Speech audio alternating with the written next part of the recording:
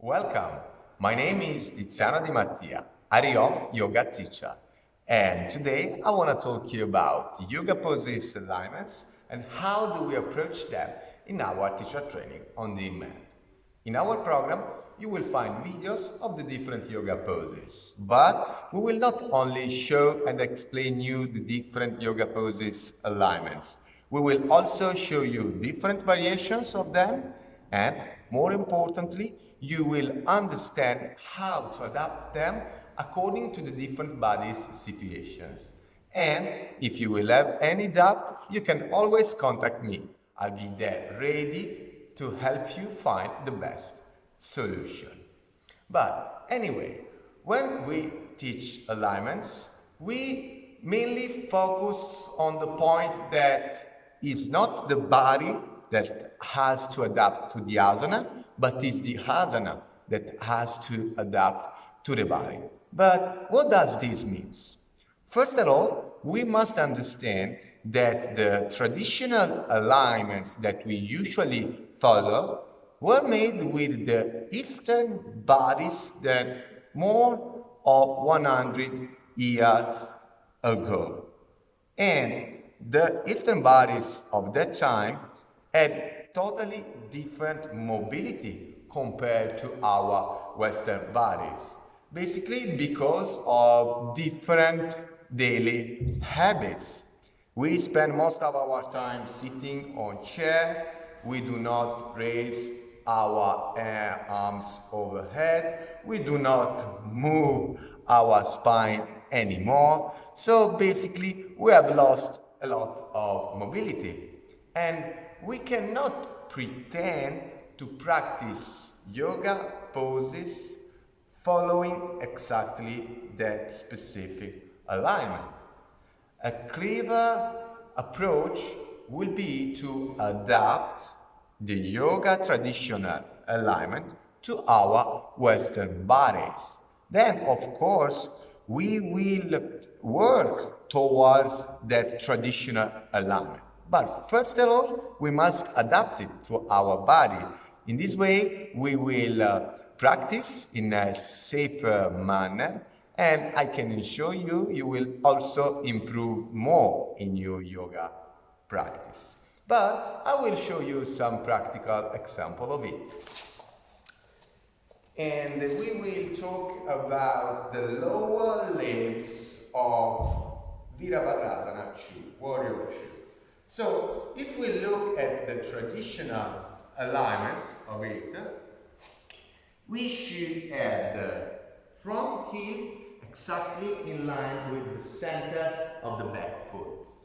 Then we must have the second toe in line with ankle, knee and hip.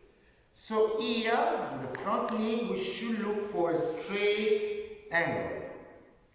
Plus, both hips should face in the same direction, looking for hip external rotation of both hips.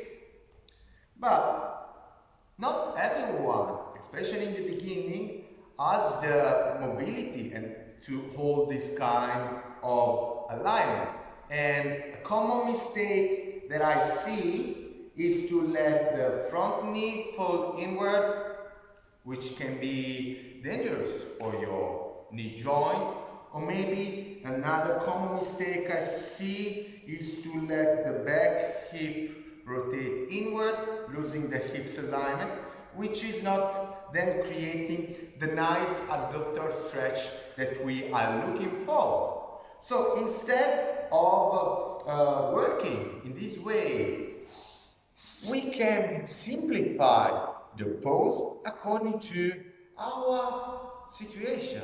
So for instance, instead of having the straight angle in our knee, we could stay higher.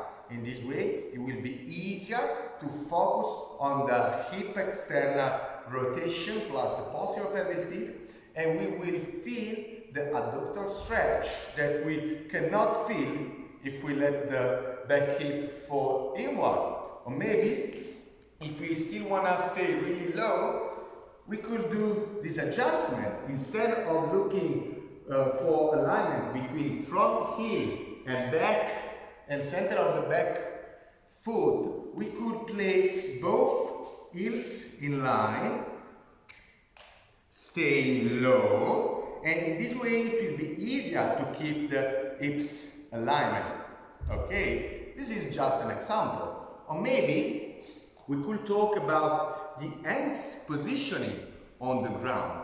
The traditional alignment wants us to have the middle finger facing forward, but most of the time I suggest people to have the index facing forward. Why? Because another common problem of nowadays people is to have this kyphotic attitude plus the shoulder rotating inward and moving forward. And if we keep this postural attitude while pushing the ground with our hands, we can lead to shoulder issues.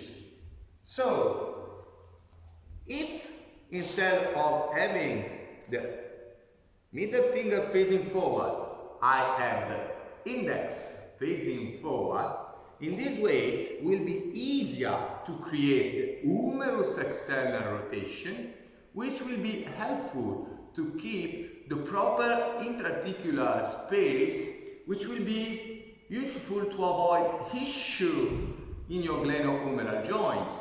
Okay, so these are just few examples of them. You will find adjustment in every yoga pose that you will study together with us. And of course, you will not only study yoga alignments, you will study anatomy, you will find theory classes about the respiratory system together with pranayama techniques, energizing one, relaxing one, balancing one. You will study the nervous system together with meditation. You will study mudras. You will study the system of chakras and nadis. And of course, you will learn how to build up a sequence. So, thanks for watching. And if you wanna level up your yoga practice and teaching, join our teacher training on demand.